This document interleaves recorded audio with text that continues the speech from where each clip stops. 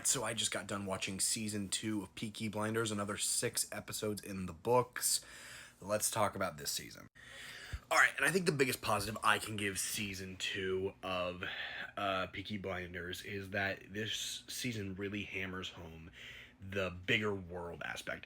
You know, when we started the show, we were just following the Peaky Blinders, and we followed the other faction, and Billy Kimber, and we followed that storyline, but we didn't really get a big broader sense like we do here. We get the bigger impression of, okay, this is what Tommy wants to do, this is where we're going, but we're also, you know, we're facing the Italians, we're facing a Jewish mob with Tom Hardy's character coming in, and I think that this way it offers a bigger world building sense and we can do more with it.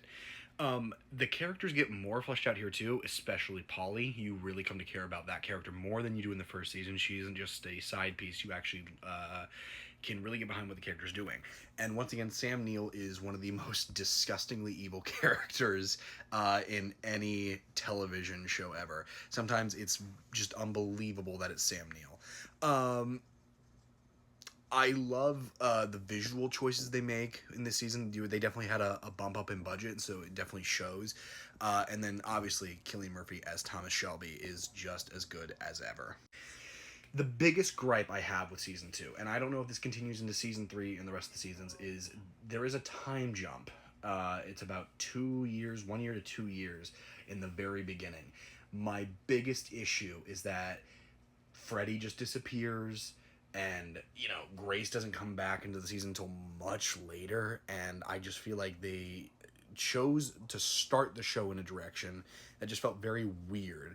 And I was like, okay, so it's clear that either the cast member just didn't want to return or they had to write off the character in some way, that it just became awkward. But once the show took off, it got me hooked again. But there was a second where I was like, do I really like where this story's going, just by taking away a lot of what made the first season so great? In the end, I really liked what they did with the world building. If you want to hear more of my thoughts about Peaky Blinders as I watched through the entire series, you can check out our podcast on Sunday.